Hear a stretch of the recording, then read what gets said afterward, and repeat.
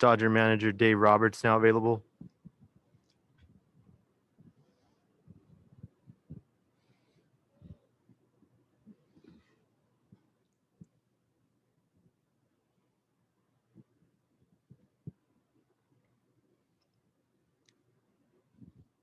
First question's from Alana Rizzo. Go ahead.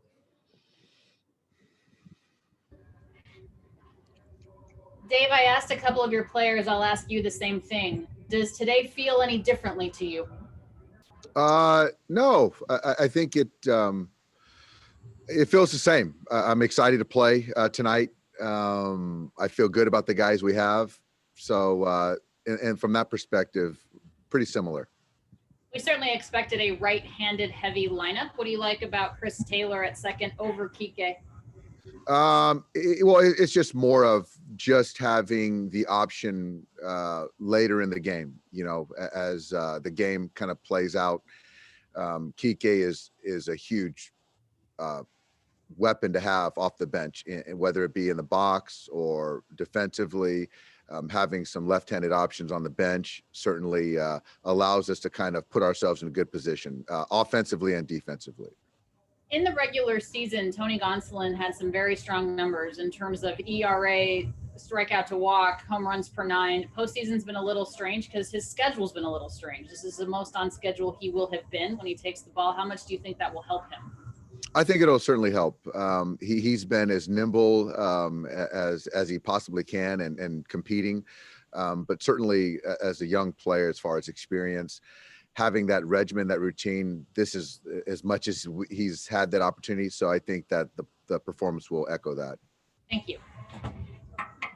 Next question's from Dave Vassay. Go ahead.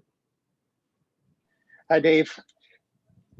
Just curious, over the time of you being the manager here, you've stressed the importance of worrying about today, not worrying about tomorrow or the day before.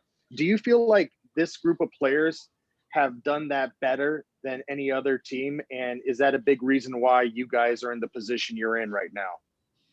Absolutely. It's a very talented group, suffice to say.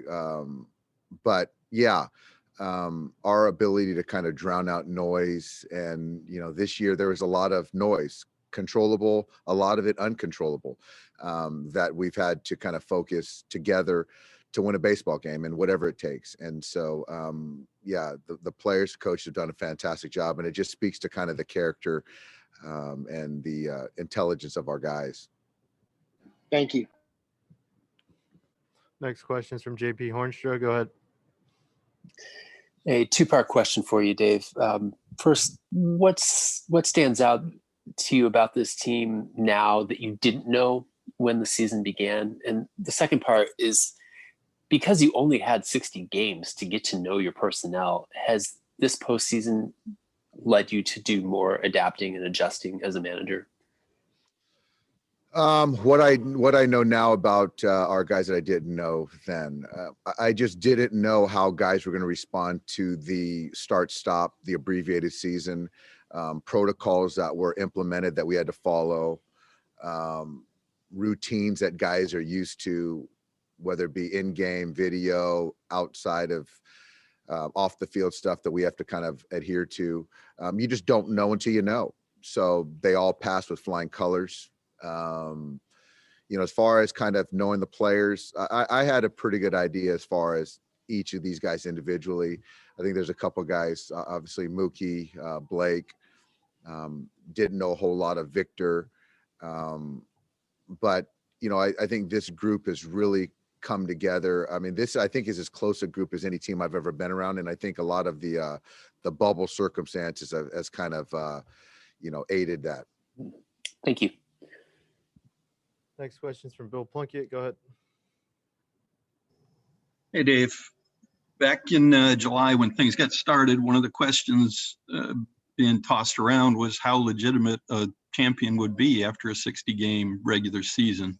Now that you've gone this far, what's your answer to that? I think, Bill, I think I have the same answer. I think if you can, pull back stuff from summer camp to that date you mentioned, I think that my answer still is the same. A championship to be had. We want it. All that's, you know, kind of encompassed all of us and all the things that we've had to deal with. You could argue to say that it's even more difficult, you know, not even talking about playoff format, just all the things that we had to do, as opposed to the long, rigorous 6-week spring training, 162, the regular format. You could argue. So my point being is that there should not be an asterisk, and I stand by that.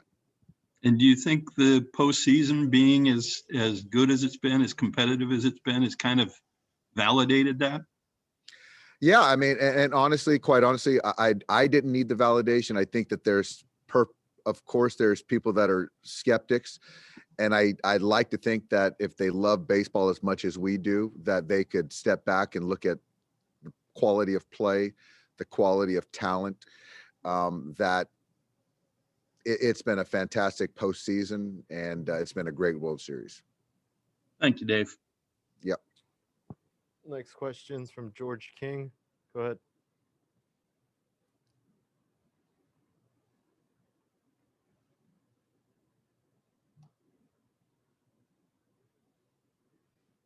Any other questions for Dave?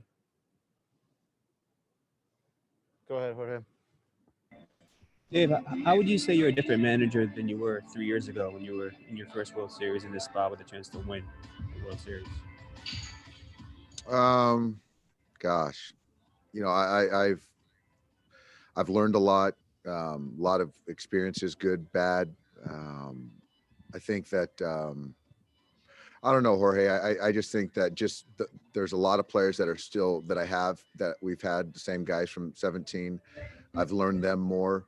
And as far as kind of game situations, I can't really answer that one particular way because every game is different. Every, you know, player situations are different. I still like to believe that I believe in players. I believe in a certain process to put players in the best position to have success. But yeah, I mean, I've just changed and grown so much. I really have. Has anybody reached out, you know, any surprises or anybody that meant a lot that they reached out to you in the last 24, 36 hours?